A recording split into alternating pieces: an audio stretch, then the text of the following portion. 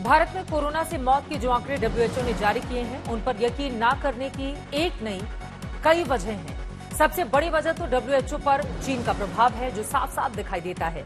हमें याद रखना चाहिए कि ये वही WHO है जिसके अधिकारियों को चीन ने वुहान लैब में घुसने तक नहीं दिया था। हमें उम्मीद है कि WHO की रिपोर्ट के काल्पनिक डेटा का वास्तविक विश्लेषण देखने के बाद आपको सारे दावों की जमीनी हकीकत समझ में आ गई होगी। अब आंकड़ों के युद्ध से आगे बढ़ते हैं और असली युद्ध की बात कर लेते हैं। यूक्रेन को बर्बाद करने वाले रूस के स्पेशल मिलिट्री ऑपरेशन को 72 दिन हो चुके हैं। रूस का पूरा ध्यान अब यूक्रेन के दक्षिणी और पूर्वी हिस्से पर है। इसमें मारियोपोल काफी अहम है। मारियोपोल पर कब्जे की लड़ाई अब सिमट कर एजोवेस्टल स्टील प्लांट पर आ गई है। 6 अंडरग्राउंड मंजिल की बेसमेंट वाला एजोवेस्टल प्लांट करीब 3 हफ्ते से नर्क जैसा बना हुआ है। सैकड़ों आम लोग और सैनिक वहां पर बंद हैं। खाने का सामान कम है, पानी भी सीमित है। इसके अलावा इस प्लांट के अंदर फिलहाल कुछ नहीं है। बाहर रूसी सैनिकों की घेराबंदी और रह रहकर हो रही बमबारी, यानी इस प्लांट से बाहर निकल पाने का भी कोई रास्ता नहीं है। इसी प्लांट पर यूएन के बचाव अभियान ने राहत पहुंचाई है। यूएन रूस के सीजफायर के दौरान आम लोगों को निकालने का अभियान चला रही है। अब तक 500 लोग निकाले जा चुके हैं, लेकिन एजोवेस्टल पर कब्जा पाना रूस के लिए बड़ी मुसीबत बना हुआ है। रूस के सैनिक प्लांट के अंदर जाने की हिम्मत अभी तक नहीं जुटा पाए हैं। इसके पीछे एक बड़ी वजह है एजोवेस्टल प्लांट की भूल भुलैया। दरअसल एजोवेस्टल प्लांट में 6 अंडरग्राउंड फ्लोर्स पर काम होता है और ये 6 फ्लोर्स ही रूस के रास्ते का कांटा बने हुए हैं। इस प्लांट के ग्राउंड फ्लोर पर यूक्रेनी सेना टैंकों की मदद से लड़ाई लड़ रही है।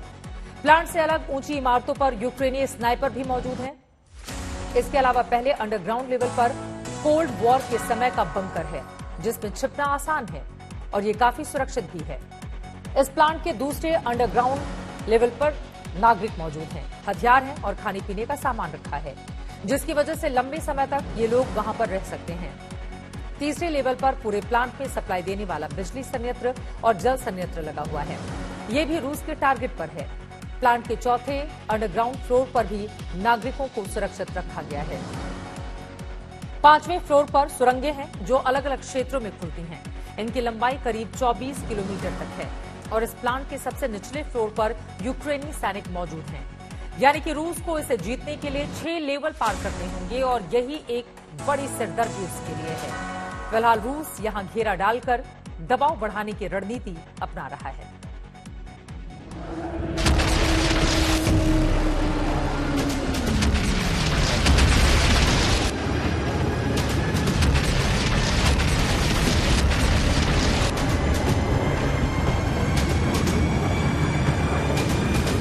इन हमलों के बाद जब रूस ने दावा किया कि मारियोपोल उसका है, तो यूक्रेन की भी हिम्मत नहीं हुई कि मना कर दे। रूस से लड़ने की कोशिश में मारियोपोल की इस तबाही को देखकर यूक्रेनी सैनिकों का भी मनोबल टूट गया था। मारियोपोल वो पहला शहर था जहां रूस ने कब्जा किया और कई यूक्रेनी सैनिकों को सरेंडर करने के लिए मजबूर कर दिया था। जिसने सरेंडर कर दिया उसे रूस ने यूक्रेन को सौंप दिया। लेकिन कुछ ऐसे भी थे जो एजोवेस्टल स्टील प्लांट में जाकर छिप गए। तब से लेकर अब तक इस प्लांट के चारों ओर रूसी सैनिक मौजूद हैं और रूसी सैनिकों ने एजोवेस्टल प्लांट का क्या हाल किया है वो देखिए।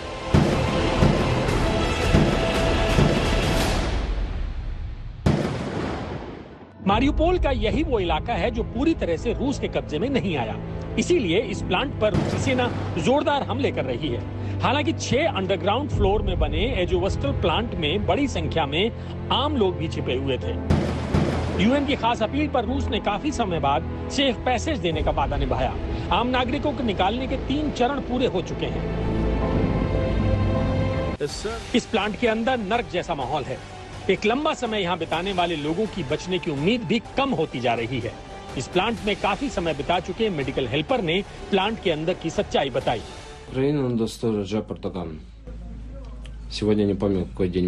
मुझे तो याद भी नहीं कि आज युद्ध का कौन सा दिन है। लोग मर रहे हैं, कुछ घाव से मर रहे हैं और कुछ भूख से। वो दर्द में मर रहे हैं क्योंकि दवा की कमी है। हालात भयानक हैं। हमारे पास समय नहीं है। मुझे नहीं लगता कि मैं कल का दिन देख पाऊंगा। एजोवेस्टल प्लांट से यूक्रेनी सैनिकों को निकालने की इजाजत नहीं है। यही वजह है कि उतने ही वक्त के लिए सीज फायर किया जाता है जितने वक्त में आम नागरिकों को निकाला जाता है। अज़ोवस्टॉल स्टील प्लांट, जहां पर यूक्रेनियन फोर्सेस अभी भी अंदर हैं और उनका ठिकाना है, मारियोपोल में कब्जा बनाने के बावजूद रूस की सेना अभी अज़ोवस्टॉल स्टील प्लांट के अंदर नहीं घुस पाई है, उस पर अपना पूरी तरह से कब्जा नहीं बना पाई है। अज़ोवस्टॉल स्टील प्लांट से बहुत से ऐसे लोग हैं जो सिविलियंस थे, जिनको वहां से बाहर निकाला गया है, इवैक्यूएशन भी हो गया है। ऐसा माना जा रहा है कि आगे आने वाले दिनों में अज़ोवस्टॉल स्टील प्लांट को लेके बहुत ज्यादा लड़ाई होने वाली है, क्योंकि रूस की सेना का अब पूरी कोशिश होने वाली है कि किस तरह से अज़ोवस्टॉल स्टील प्लांट से जो यूक्रेनी सेना है उसको बाहर निकाला जाए। मारियोपोल पोर्ट सिटी है। समंदर के रास्ते होने वाले व्यापार के लिए मारियोपोल काफी अहम है, इसीलिए रूस इस शहर पर हर हाल में कब्जा चाहता है। एजोवेस्टल प्लांट ही वो जगह है जो कब्जे से बचा हुआ है। ऐसे में यहाँ छिपे आम नागरिकों के पास वक्त कम है। युद्ध के पहले दिन से ही रूस पर युद्ध के नियमों को तोड़ने के आरोप लगते रहे हैं। बूचा, इरपिन और मारियोपोल में जो हालात पूरी दुनिया ने देखे, यही वजह है कि यूएन मारियोपोल के एजोवेस्टल प्लांट को लेकर चिंतित है और जल्द से जल्द इस प्लांट से आम नागरिकों को निकालने के प्रयासों में जुटा है। ओडेसा से अभिषेक भल्ला के साथ आज तक ब्यूरो। रूस ने अपने हमलों के टारगेट बदल दिए हैं। अब उसके नए टारगेट हैं रेलवे स्टेशन, रेलवे ट्रैक, सड़कें, बिजली घर और ऐसे इंफ्रास्ट्रक्चर जिनसे यूक्रेन को गहरा झटका लगे और वो कई सालों तक इससे उबर नहीं पाए। रूस एक खास योजना के तहत यूक्रेन की सड़कों और पुलों को भी तबाह कर रहा है ताकि पश्चिमी देशों से सैन्य मदद न मिल पाए। रूसी हमलों में यूक्रेन के रेलवे ट्रैक तबाह हो गए हैं, जिससे यूक्रेन में ट्रेनों की आवाजाही मुश्किल हो गई है। रेलवे स्टेशनों और रेलवे ट्रैक्स पर हुए हमलों से लवीव काफी ज्यादा प्रभावित हुआ है। पोलैंड सीमा से मात्र 30 किलोमीटर दूरी पर बसे इस शहर से यूक्रेन को हथियारों की सप्लाई होती है। इसके अलावा क्रामातोर्स्क के रेलवे स्टेशन पर भी हुआ हमला इसी स्ट्रैटेजी के तहत किया गया हमला था। नीप्रो में ही रेलवे स्टेशन पर रूसी सेना ने 2 मिसाइलों से हमला किया था। ये रेलवे स्टेशन पूर्वी क्षेत्र में यूक्रेनी सैनिकों को सैन्य सहायता पहुंचाने के लिए काफी अहम है। रूस ने अभी तक यूक्रेन के खास इंफ्रास्ट्रक्चर पर हमला करके यूक्रेन को करीब 5 लाख करोड़ रुपए का नुकसान पहुंचाया है। कीव स्कूल ऑफ इकोनॉमिक्स की एक रिपोर्ट जिसमें 24 अप्रैल तक के आंकड़े लिए गए हैं, वो इस बात की पुष्टि करती है। अब तक यूक्रेन की 8,265 किलोमीटर लंबी सड़कें तबाह हो चुकी हैं। सड़कें तबाह होने से यूक्रेन को करीब 2 लाख करोड़ रुपए का नुकसान हुआ है। इसी तरह से यूक्रेन की 4,431 रिहायशी बिल्डिंग और घर तबाह हुए हैं, जिनको बनाने का खर्च करीब 1 लाख करोड़ रुपए होगा। यूक्रेन में अब तक करीब 52,000 करोड़ रुपए के 8 एयरपोर्ट तबाह हो चुके हैं। 18,000 करोड़ रुपए के 138 अस्पताल बर्बाद हो चुके हैं। 11,000 करोड़ रुपए खर्च से बनाए गए 260 पुल भी तबाह हो चुके हैं। 378 कॉलेज तबाह हो चुके हैं, जिन्हें बनाने में करीब 5,000 करोड़ रुपए खर्च हुए थे। 1,000 करोड़ में बने 165 स्कूल भी युद्ध में हुई बमबारी की भेंट चढ़ चुके हैं, जबकि करीब 700 करोड़ रुपए में बने 7 पावर प्लांट भी तबाह हो चुके हैं। एक न्यूक्लियर पावर प्लांट भी तबाह हो चुका है, जिसमें करीब 18,000 करोड़ रुपए बर्बाद हो गए। कीव स्कूल ऑफ इकोनॉमिक्स ने कुल 18 श्रेणियां बनाई थी, जिसमें फैक्ट्री, मिलिट्री संस्थान, सरकारी बिल्डिंग में हुई बर्बादी का खर्च भी जोड़ा गया है। कुल मिलाकर 5 लाख करोड़ रुपए इस युद्ध की भेंट चढ़ चुके हैं। युद्ध में यूक्रेन के इंफ्रास्ट्रक्चर को हुआ ये अब तक का सबसे बड़ा नुकसान है, जिसकी भरपाई होने में दशकों लग जाएंगे। रूस के महाप्लान में मारियोपोल एक अहम शहर है। वजह बस इतनी सी है कि ये पोर्ट सिटी है। समंदर के रास्ते व्यापार का बड़ा केंद्र है ये शहर, इसीलिए रूस ने सबसे पहले इसी को टारगेट किया और इस पर नियंत्रण पाया। अब रूस की नजर एक और पोर्ट सिटी ओडेसा पर है। युद्ध के शुरुआती दिनों में ही इस शहर पर कब्जा हो गया था, लेकिन यूक्रेनी सेना के पलटवार के बाद रूस दोबारा इस पर कब्जा नहीं कर पाया। लेकिन अब ब्लैक सी में अपनी सबमरीन से कैलिबर मिसाइल दागकर उसने अपनी मंशा साफ कर दी है। रूस के इस कदम के बाद क्या है ओडेसा का हाल, ये देखिए हमारी इस ग्राउंड रिपोर्ट में। रूस की तरफ से ब्लैक सी में गतिविधि बहुत ज्यादा बढ़ चुकी है।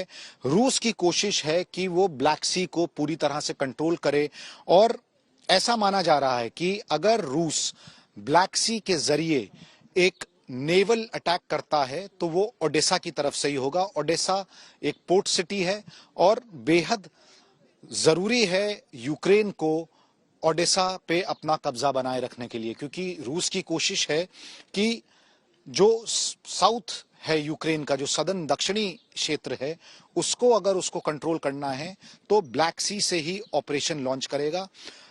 हमें बताया गया है कि कम से कम 2 दर्जन वॉरशिप्स रूस की नेवी के सिर्फ इन ऑपरेशंस के लिए हैं। इसके अलावा बहुत सारी सबमरीन्स भी यहां पे तैनात की गई हैं और हाल ही में कुछ दिन में यूक्रेन की तरफ से भी जवाबी कार्रवाई हुई है। पहले मॉस्को वॉरशिप को गिराया गया था और अभी काफी ज्यादा वॉरशिप्स और पेट्रोल वेसल्स को यूक्रेन ने निशाना बनाया है, ड्रोन्स इस्तेमाल किए हैं और इसका वीडियो भी रिलीज किया है। तो इसका मतलब साफ है कि इस लड़ाई में जो यूक्रेन का दक्षिणी हिस्सा है वहां पे लड़ाई होने के संभावना बहुत ज्यादा है। रूस चाहता है कि दक्षिण और पूर्वी हिस्से में एक लैंड कॉरिडोर हो। यूक्रेन और रूस की लड़ाई अपने तीसरे महीने में जा चुकी है और अब ये साफ कहा जा सकता है कि यूक्रेन का कोई भी शहर महफूज नहीं है। ओडेसा में, जो कि एक बहुत ही महत्वपूर्ण पोर्ट सिटी है, वहां पे एक हमला हुआ है फिर से एक रेजिडेंशियल एरिया में और रिहायशी इलाकों में बार बार देखा जा रहा है कि इस तरह के हमले हो रहे हैं रूसी मिसाइल्स के द्वारा। कुछ दिन पहले कीव में हुआ था और अभी एक नया हमला ओडेसा में, जहां पे एक 15 साल का बच्चा मारा गया। इससे पहले भी इस तरह का हमला ओडिशा में हुआ था, वहां 3 महीने की एक बच्ची मारी गई थी, उसकी 24 साल की मां की भी मृत्यु हो गई थी। और शहर के बाद शहर, हर जगह एक ही कहानी है, कोई भी शहर महफूज नहीं रहा है। साफ संकेत हैं कि लड़ाई ये अभी बहुत लंबी चलेगी। तीसरा महीना शुरू हो गया है और ये कहना बिल्कुल मुश्किल है कि कितना और समय लगने वाला है जब ये कहा जा सके कि लोगों की जिंदगियां वापस पटरी पे आ गई हैं। कैमरा पर्सन परमिंदर शर्मा के साथ ओडेसा से अभिषेक भल्ला, आज तक।